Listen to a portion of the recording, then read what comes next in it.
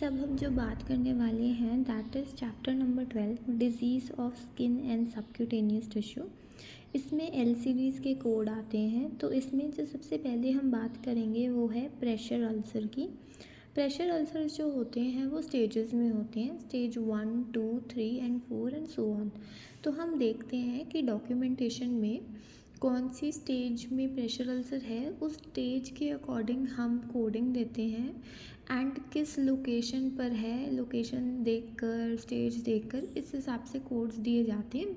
And इसमें कोई ऐसा नहीं है कि इतने ही कोड्स जाएंगे, जितने मर्ज़ी आप कोड्स दे सकते हो अकॉर्डिंग टू द डॉक्यूमेंटेशन। हम सारी डॉक्यूमेंटेशन देखकर उस हिसाब से हम कोड्स देते हैं इसमें, ठीक है। अभी प्रेशर अल्सर होता क्या है? प्रेशर अल्सर का मतलब होता है जैसे ना किसी को बैठे बैठे बहुत ज़्यादा सिटिंग की वजह से, या कोई बहुत ज़्यादा बीमार है तो बेड रिडन है उस वजह से, बहुत ज़्यादा सिटिंग की वजह से या बहुत ज़्यादा बेड रिडन होने की वजह से अल्सर होने स्टार्ट हो गए, ठीक है। तो उसको प्रेशर अल्सर बोलते हैं। अब इसकी स्टेजेस हमने पढ़ा ना, स्टेजेस होती हैं, स्टेजेस में होते हैं, तो स्टेजेस के अकॉर्डिंग ही हमने कोर्स देने होते हैं। और इसके जो स्टेजेस होती हैं ना वो हम L8-9 की जो कैटेगरी है ना कोर्स की, वहाँ से हम देखते हैं। L8-9 की ये कैटेगरी चलती है, वहाँ से हम स्टेज साइड सब कुछ वहाँ से अकॉर्डिंगली हम देख कर करते हैं। तो जो इसकी स्टेज 1 होती है ना वो होती है जो स्किन की एपिडर्मिस होती है, मतलब सबसे ऊपर की लेयर होती है, वहाँ तक जाता है अल्सर। और इसका ना रिकवरी टाइम होता है, मतलब ऑलमोस्ट आप लगा लो 3 से 4 दिन में ओके हो जाता है, अगर फर्स्ट स्टेज में ही आप इलाज शुरू कर दो। जो सेकंड स्टेज है, अगर ये अल्सर सेकंड स्टेज पर चला गया, ठीक है, अगर सेकंड स्टेज है, सेकंड स्टेज में क्या होता है, एपिडर्मिस और डर्मिस दोनों लेयर्स इसमें अफेक्ट हो जाती हैं। तो इसको रिकवरी पीरियड होता है ऑलमोस्ट 1 महीना, 3 वीक्स बोलते हैं इसमें, मतलब ऑलमोस्ट 1 महीना लगा लो ठीक होने में लगता है। फिर उसके बाद जो थर्ड स्टेज होती है प्रेशर अल्सर्स की, उसमें क्या होता है, आपका एपिडर्मिस भी होता है, डर्मिस भी होता है, और सबक्यूटेनियस टिश्यू तक चली जाती है, ठीक है। तो उसको अल्सर को फिर सबक्यूटेनियस टिश्यू तक चला गया ना, तो उसको ठीक होने में ऑलमोस्ट 4 महीने लग जाते हैं, ठीक है। तो 3 से 4 महीने लग जाते हैं, तो थोड़ा लंबा चला जाता है। और अगर फोर्थ स्टेज चली जाए, फोर्थ स्टेज तो बहुत ज़्यादा ही डीप चला गया, तो ये मसल्स बोन्स यहाँ तक चला जाता है, नेक्रोसिस टाइप हो जाता है, ठीक है। तो इसमें आपका सॉफ्ट टिश्यू होता है जो, वो मसल्स है ना, बोन्स तक भी चला जाता है। तो इसको रिकवरी पीरियड जो है वो मतलब 2 साल से भी ज़्यादा का है, 2-2.5 साल लग जाते हैं इसको ठीक होने में। अगर फोर्थ स्टेज पर चली जाए बात प्रेशर अल्सर्स की ना, तो मतलब 26 मंथ्स लगा लो आप, 2-2.5 साल हो गए, तो इतना टाइम लग जाता है उसको ठीक होने में। तो इसकी जो पहले हम डॉक्यूमेंटेशन देखेंगे, डॉक्यूमेंटेशन में स्टेज हम देखेंगे कौन सी है, स्टेज देखने के बाद हम देखेंगे साइट क्या है, फिर according to stage and site हम L89 कैटेगरी से प्रेशर अल्सर के कोड्स हम वहाँ पर दे देंगे।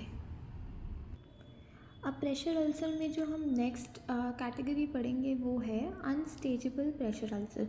अब देखो, जो हमने फर्स्ट कैटेगरी पढ़ी उसमें तो हमने स्टेजेस को देखना पड़ा कि हम स्टेजेस देखते हैं, और जैसे हम आइडेंटिफाई कर लेते हैं कि ये स्टेज का अल्सर है, उस हिसाब से हम कोड दे देते हैं। जैसे कि फर्स्ट स्टेज का हमने देखा था एपिडर्मिस है, सेकंड स्टेज में हमने देखा था डर्मिस एंड एपिडर्मिस दोनों अफेक्ट हो रहे थे, थर्ड स्टेज में हमने देखा था सबक्यूटेनियस टिश्यू भी अफेक्ट हो गया था, एंड फोर्थ स्टेज में हमने देखा था कि सॉफ्ट टिश्यू भी अफेक्ट हो गया था, मसल तक चली गई थी बात या फिर बोन्स तक चली गई थी बात। तो मतलब एक स्टेजेस गिवन भी होते हैं और थोड़ा बहुत हम ऐसे आइडिया भी लगा सकते हैं।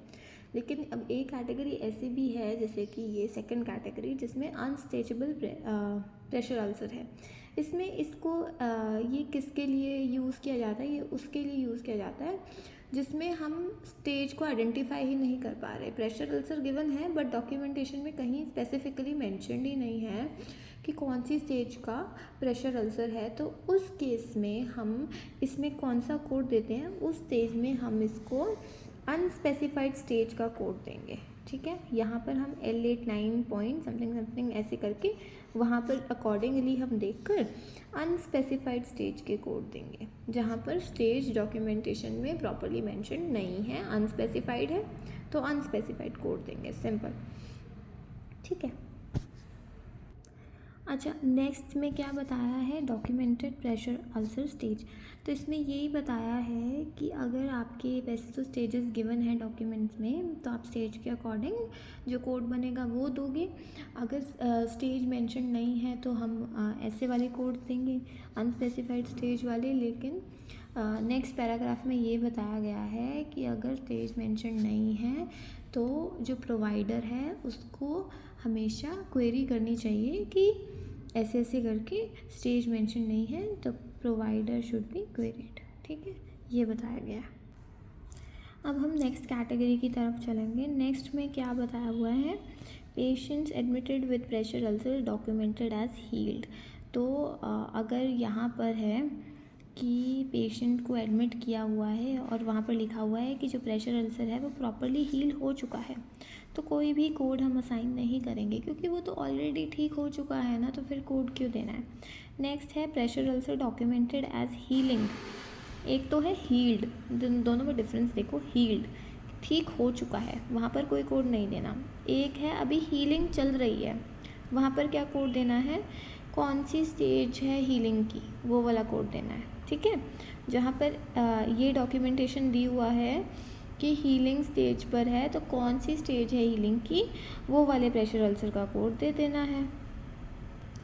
अगर डॉक्यूमेंटेशन में ढंग से नहीं बताया हुआ है कि पेशेंट का जो अल्सर है वो नया बना है या पुराने की ही हीलिंग चल रही है, तो हमें क्वेरी करना है, प्रोवाइडर से पूछना है कि डॉक्यूमेंटेशन में ऐसे ऐसे नॉट मेंशन्ड, तो आप एक बार बताओ। ठीक है, और अगर स्टेज प्रॉपर्ली हीलिंग की, हमने पढ़ा ना हीलिंग की, फिर अगर तो लिखा हुआ हीलिंग है तो हमने जो स्टेज ऑफ हीलिंग है वो देनी है। अगर स्टेज ऑफ हीलिंग भी नहीं मेंशन्ड है तो हमने अनस्पेसिफाइड स्टेज का देना है। और अगर यहाँ पर प्रॉपर्ली नहीं मेंशन्ड है कि हीलिंग हो रही है, तो वो न्यू अल्सर की बात हो रही है या जो हील हो रहा है उसकी बात हो रही है, अगर हमें कन्फ्यूजन है तो हमने प्रोवाइडर को क्वेरी करनी है। ठीक है, और फिर क्या लिखा हुआ है कि अगर कुछ ऐसे होते हैं जिनकी एडमिशन होती है कि अल्सर की हीलिंग होनी है, लेकिन at the time of discharge जहाँ पर अल्सर था वो प्रॉपर्ली हील हो चुका है,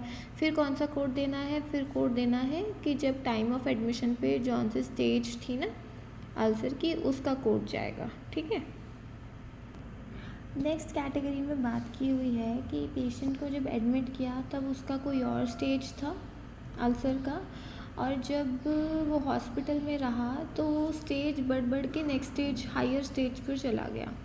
ठीक है, जैसे सपोज स्टेज 2 में एडमिट हुआ, स्टेज 3 पर चली गई बात, या स्टेज 1 में एडमिट हुआ, स्टेज 2 पर चली गई। फॉर एन एग्जांपल मैं बता रही हूँ, तो उसमें क्या होगा, पहले आप स्टेज 1 के भी कोड्स दोगे, जिस स्टेज में उसकी एडमिशन हुई थी उसके भी कोड्स दोगे, एंड जिस स्टेज में वो इवॉल्व हुआ है उसके भी कोड्स दोगे, एंड साइट के भी कोड्स दोगे।